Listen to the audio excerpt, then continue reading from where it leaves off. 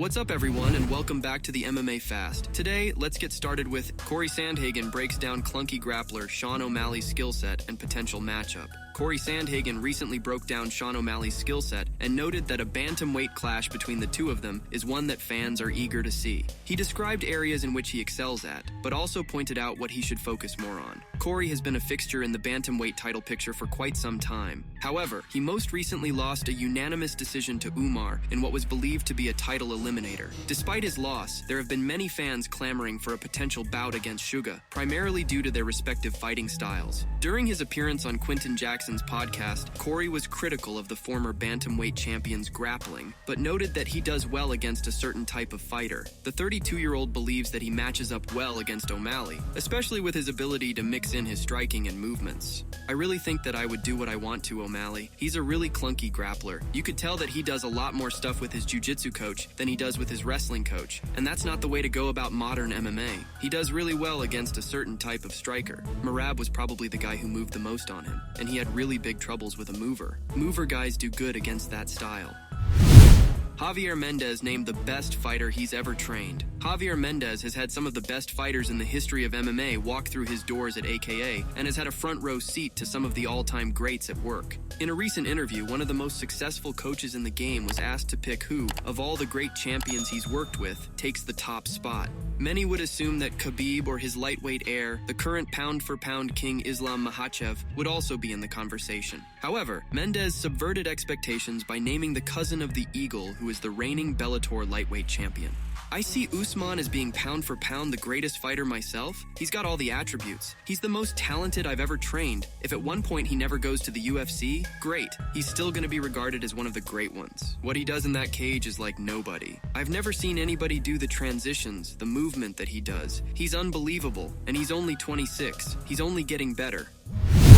Chael Sonnen says Ilia Topuria might surpass Conor McGregor. One former UFC title challenger believes Ilia Topuria is on track to run past Conor McGregor in terms of stardom. Topuria has certainly seen his stock soar thanks to his success rate inside the octagon. It also helps that Topuria is charismatic and has become a big name in Spain. After results such as being the first fighter to knock Max Holloway out, Topuria might just see himself becoming the hottest active star in the UFC. Sonnen feels that at this rate, Topuria will surpass McGregor.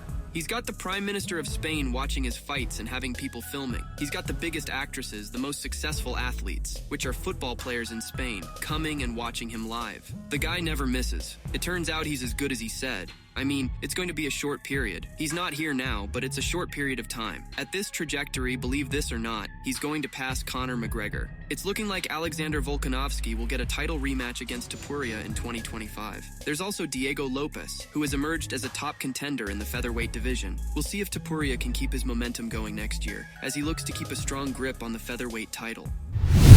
Tom Aspinall predicts UFC 309 main event between Jon Jones and Stipe Miocic. Despite the Brit calling for the chance to face Jon Jones following a win in July, the UFC instead rebooked the bout with Stipe Miocic. However, Tom Aspinall still plans to be at Madison Square Garden later this month. The interim heavyweight champion is set to be the backup fighter for the headliner, but doubts he'll be called upon. Speaking in a recent interview, Tom Aspinall discussed the UFC 309 main event. There, the interim heavyweight champion offered his official prediction for Jones versus Miocic. Without trying to disrespect the challenger, Aspinall is unsure how the 42-year-old former champion will get it done.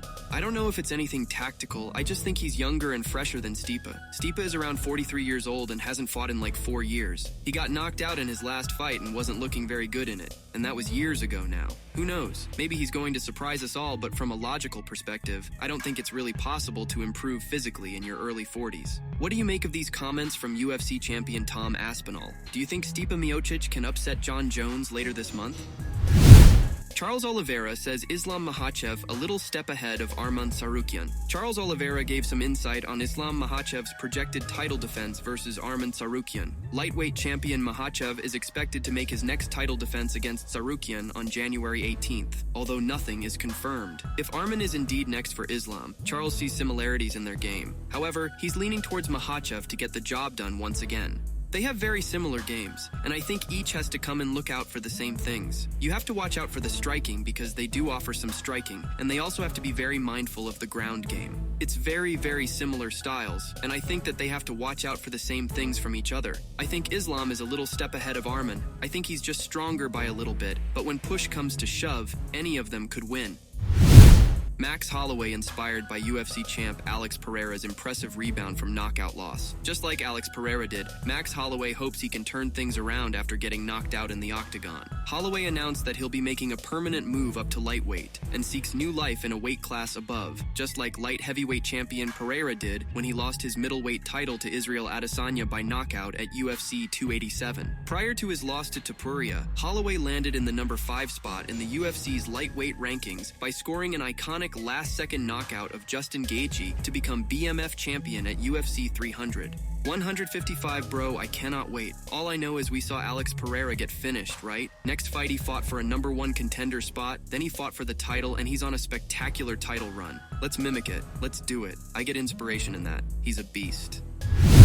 Michael Chandler on what's changed since first Charles Oliveira fight. The two men first met back at UFC 262, where only one of 2 storybook moments could happen. Either the former Bellator star was going to finally make his way into the UFC and in 2 fights become the lightweight champion, or DuBronx would finally win the big one after years of being on the roster. Chandler is happy to admit that it was Oliveira's night back in 2021, where his dream of winning the gold was temporarily shattered. Though he didn't get the Conor McGregor fight that he waited so long for, this opportunity to avenge his loss to the former champion and get himself back in the title picture was the kind of chance that he knew he has to grab with both hands. In a recent interview, Chandler spoke about what has changed since his first encounter with Oliveira. He believes that for all of the experience that he accumulated outside of the UFC, he's a far different competitor now, compared to the one that was making just his second appearance inside the octagon. I was extremely green, extremely early at that point when I fought Charles. And yes, I had been fighting for years. I was 34 years old, had 20-something fights, but at that point in time, I had only competed in the octagon for a little over 2 minutes. I had just beaten Dan, knocked him out in 2.5 minutes. I was inexperienced. Charles, I think a star was born that night. That was really the night. Whenever Charles became champion, and then he went on the run, and he beat Justin, he beat Dustin, and he really became the champion and really solidified himself. Jon Jones excited to take advantage of 12-6 rule. A significant change to the fight's rulebook will allow the controversial 12-6 elbow strike, as New York has adopted the updated MMA unified rules. Jones is especially enthusiastic about this rule shift, as it directly relates to the only official loss on his record. It just makes me wish that the disqualification was overturned. That's my biggest thought since I learned the rule is no longer banned. But on the other hand, I've accepted it, and I've been training extensively on different 12-6 elbow attacks. It's funny because it's been such a big no-no, and you train yourself not to go there. Now, being able to use that strike, it's a very devastating move. It opens up so many more options, both standing and in the top position. I'm excited to hopefully be one of the first UFC athletes to legally display it at Madison Square Garden. In this next fight, I feel like I will be putting myself in some really great positions to land the technique, and I'm really looking forward to it.